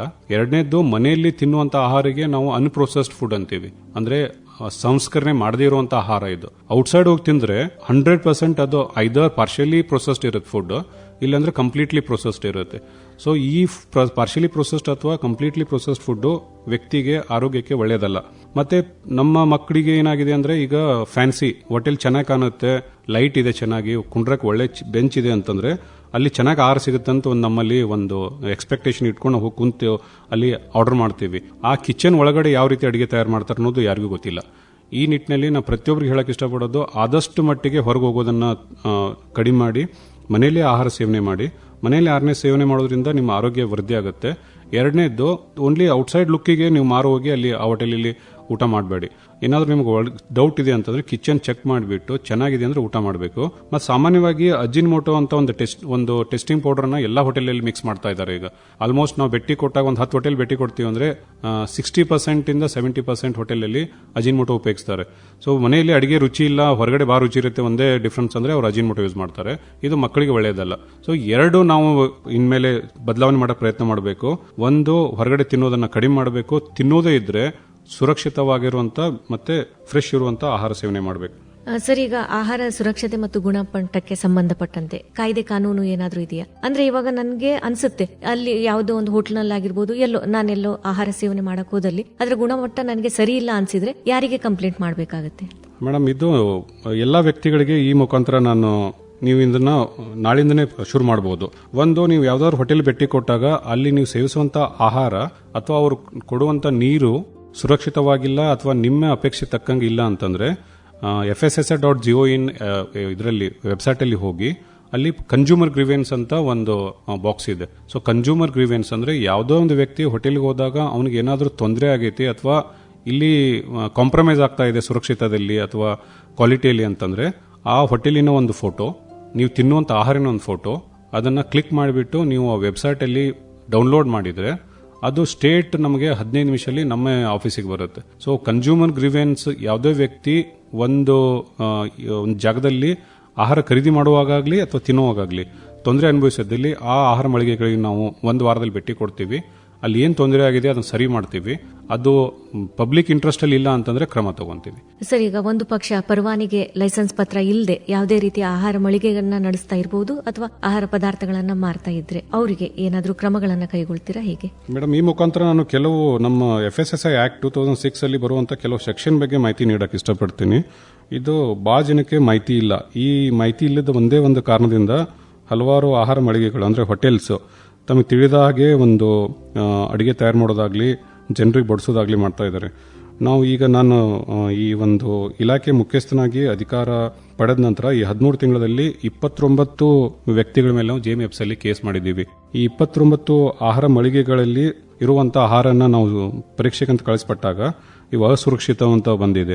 ಸಾಮಾನ್ಯವಾಗಿ ನಾವು ತಿನ್ನುವಂತ ಶೆಂಡಿಗೆಗಳು, ಕಲರ್ ಶೆಂಡಿಗೆ ಏನಿದಾವೆ ಅದು FSSAI ಪ್ರಾಹಿಬಿಟ್ ಮಾಡಿದೆ. ಸೊ ಓನ್ಲಿ ಬಿಳಿ ಸೆಂಡಿಗೆ ಅಷ್ಟೇ ಅಲೌಡ್ ಇದೆ. ಎಲ್ಲೆಲ್ಲಿ ನಾವು ಕಲರ್ ಸೆಂಡಿಗೆ ಚೆಕ್ ಮಾಡಿದೀವಿ ಅಲ್ಲಿ ಎಲ್ಲಾ ಕಡೆ ಅದು ಅಸುರಕ್ಷಿತ ಅಂತ ಬಂದಿದೆ. ಇವರಿಗೆ ಸೆಕ್ಷನ್ 58 ಪ್ರಕಾರ 1 ವರ್ಷದಿಂದ 10 ವರ್ಷವರೆಗೆ ದಂಡ ಇದೆ. ಇದು ಒಂದು ಕಾಯ್ದೆ. ಇನ್ನೊಂದು ಕಾಯ್ದೆ ಅಂತಂದ್ರೆ ಯಾವ್ದಾದ್ರು ವ್ಯಕ್ತಿ ಲೈಸೆನ್ಸ್ ಪಡೆದೇ ಇದ್ರೆ ಅವನಿಗೆ ನಾವು ಒಂದು ನೋಟಿಸ್ ಕೊಡ್ತೀವಿ ಸುಧಾರಣೆ ಮಾಡ್ಕೊಳ್ಳಿಕ್ಕೆ ಅಥವಾ ಲೈಸೆನ್ಸ್ ಪಡಲಿಕ್ಕೆ. ಎರಡನೇ ಸಲ ಭೇಟಿ ಕೊಟ್ಟಾಗ ಲೈಸೆನ್ಸ್ ಇಲ್ಲ ಅಂತಂದ್ರೆ ನಾವು ಅಗೇನ್ ಈ ವ್ಯಕ್ತಿ ಮೇಲೆ JMFs ಅಲ್ಲಿ ಕೇಸ್ ಮಾಡಿದ್ರೆ ಸೆಕ್ಷನ್ 63 ಪ್ರಕಾರ ಇವರಿಗೆ 5 ಲಕ್ಷ ದಂಡ ಮತ್ತೆ 6 ತಿಂಗಳು ಜೈಲ್ ಇದೆ. ಇದನ್ನ ಬಿಟ್ಟು ಸೆಕ್ಷನ್ 51 ಮತ್ತೆ 52 ಎಲ್ಲರಿಗೂ ಗೊತ್ತಿರಬೇಕು. ನಾವು ಗ್ರಾಹಕರ ಅಪೇಕ್ಷೆ ಪಡುವ ಗುಣ ಮತ್ತು ಸ್ವರೂಪ ಹೊಂದಿರದ ಆಹಾರನ ಏನಾದರೂ ನಾವು ತಯಾರು ಮಾಡಲಿಲ್ಲ ಅಂದ್ರೆ ಸೆಕ್ಷನ್ 50 ಪ್ರಕಾರ ವಸ್ತುವಿನ ಮಾರಾಟಗಾರರಿಗೆ 5 ಲಕ್ಷವರೆಗೆ ದಂಡ ಇದೆ. ಕಡಿಮೆ ಗುಣಮಟ್ಟದ ಆಹಾರ ವಸ್ತುವಿನ ತಯಾರಿಕೆ ಮಾಡಿದ್ರೆ ಅಥವಾ ಅದನ್ನ ವಿತರಣೆ ಮಾಡಿದ್ರೆ ಅವರಿಗೆ 5 ಲಕ್ಷವರೆಗೆ ದಂಡ ಇದೆ. ಇದು ಸೆಕ್ಷನ್ 51 ಅಂತೀವಿ. ಸೆಕ್ಷನ್ 52 ಪ್ರಕಾರ ಏನಾದರೂ ತಪ್ಪು ಮಾಹಿತಿ ಹೊಂದಿದ ಆಹಾರ ವಸ್ತುವಿನ ತಯಾರಿಕೆ ಮಾಡಿದ್ರೆ, ಅಂದ್ರೆ ಈಗ ಏನಾಗಿದೆ, ನಾವು ಒಂದು ಸೂಪರ್ ಮಾರ್ಕೆಟ್ಗೆ ಹೋಗ್ತೀವಿ, ಒಂದು ಜ್ಯೂಸ್ ಬೇಕಂದ್ರೆ ನಾವು ಅದನ್ನ ಜ್ಯೂಸನ್ನು ಅದ್ರಲ್ಲಿ ಇರುವಂತ ಹೆಸರು ನೋಡಿ ಕುಡಿದ್ಬಿಡ್ತೀವಿ. ಫಾರ್ ಎಕ್ಸಾಂಪಲ್, ಈಗ ರಿಯಲ್ ಫ್ರೂಟ್ ಜ್ಯೂಸ್ ಅಂತ ಬರೆದಿರ್ತಾರೆ. ರಿಯಲ್ ಫ್ರೂಟ್ ಜ್ಯೂಸ್ ಅನ್ನೋದು ಬರೀ ಹೆಸರದು. ಅದರಲ್ಲಿ ಇರುವಂತ ಫ್ರೂಟ್ ರಿಯಲ್ ಇರುವುದಿಲ್ಲ, ಅದು ಫ್ರೆಶ್ ಇರುವುದಿಲ್ಲ. ಅವ್ರು ತಳಗಡೆ ಬರೆದಿರ್ತಾರೆ real fruit juice is just a trade name ಅಂತ. ಇದನ್ನ ಗ್ರಾಹಕರು ಓದ್ಬಿಟ್ಟು ತಗೋಬೇಕು. ಸೊ ಯಾವುದೇ ಒಂದು ಆಹಾರ ಪ್ಯಾಕೆಟ್ ಖರೀದಿ ಮಾಡಬೇಕಾದ್ರೆ ಅದ್ರ ಮೇಲೆ 9 ಕಂಪಲ್ಸರಿ ಐಟಮ್ಸ್ ಇರುತ್ತೆ. 9ರಲ್ಲಿ ಒಂದು ಐಟಮ್ ಇಲ್ಲ ಅಂತಂದ್ರೆ ಅದಕ್ಕೆ ನಾವು ಮಿಸ್ ಬ್ರ್ಯಾಂಡೆಡ್ ಪ್ರಾಡಕ್ಟ್ ಅಂತೀವಿ ಅಥವಾ ಮಿಸ್ ಲೇಬಲ್ ಪ್ರಾಡಕ್ಟ್ ಅಂತೀವಿ. ಇವರಿಗೆ ಸೆಕ್ಷನ್ 52 ಪ್ರಕಾರ 3 ಲಕ್ಷವರೆಗೆ ದಂಡ ಇದೆ. ಇದು ಕಾಮನ್ ಆಗಿ ಎಲ್ಲಾ ಕಡೆ ನಾನು ನೋಡ್ತಾ ಇದ್ದೀನಿ.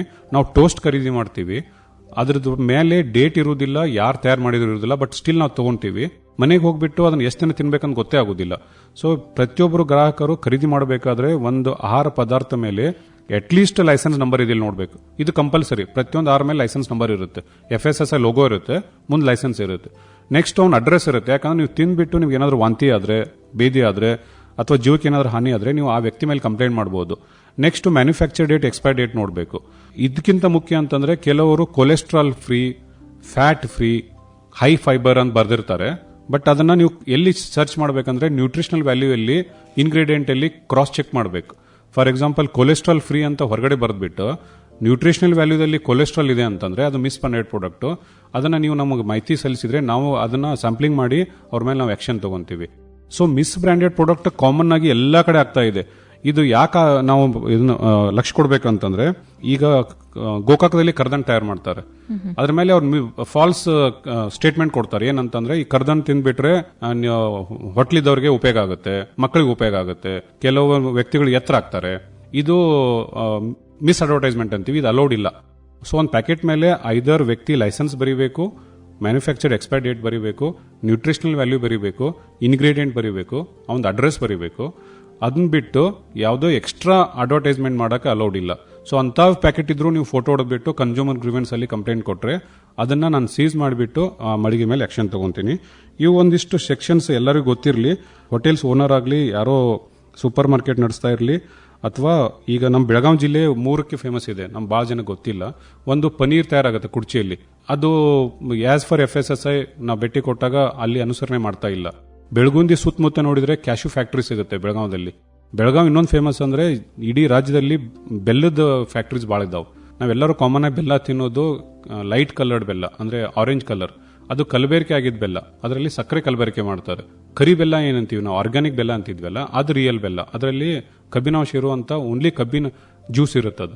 ಈ ಬಿಳಿ ಬೆಲ್ಲದಲ್ಲಿ ಸಕ್ಕರೆ ಮಿಕ್ಸ್ ಮಾಡಿರ್ತಾರೆ. ಸೊ ಈ ಸಕ್ಕರೆ ಮಿಕ್ಸ್ ಮಾಡಿದ್ದಂತ ನಿಮ್ಗೆ ಏನಾದರೂ ಅನಿಸಿದ್ರೆ ಅಥವಾ ನೀವು ನೋಡಿದ್ರೆ ಅಗೇನ್ ಇವ್ರ ಬಗ್ಗೆ ನೀವು ನಮಗೆ ಕಂಪ್ಲೇಂಟ್ ಕೊಟ್ರೆ ಸೇಮ್ ಈ ಹಲವಾರು ಸೆಕ್ಷನ್ ಪ್ರಕಾರ ನಾವು ಕ್ರಮ ತಗೊಂತೀವಿ. ಸರ್, ಈಗ ಕೊನೆಯದಾಗಿ ಈ ಕಾರ್ಯಕ್ರಮದ ಮೂಲಕ ನಮ್ಮ KLE ವೇಣುಧ್ವನಿ ಕೇಳುಗರಿಗೆ ಯಾವ ಒಂದು ಸಂದೇಶವನ್ನ ಹೇಳಲಿಕ್ಕೆ ಇಷ್ಟಪಡ್ತೀರಾ?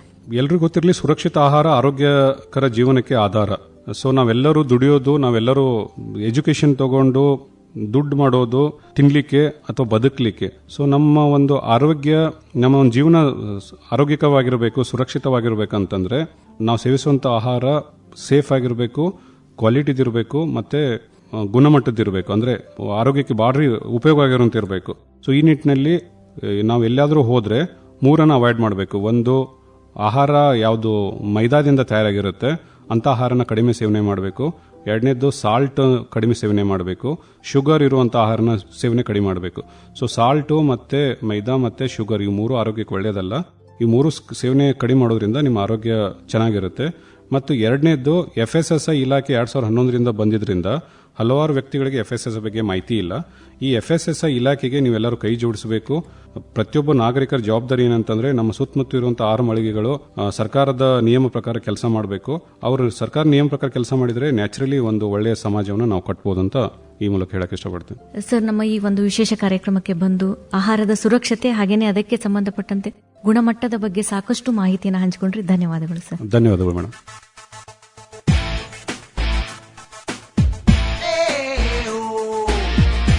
ಸ್ನೇಹಿತರೆ, ಇದಾಗಿತ್ತು ಇಂದಿನ ವಿಶೇಷ ಕಾರ್ಯಕ್ರಮ.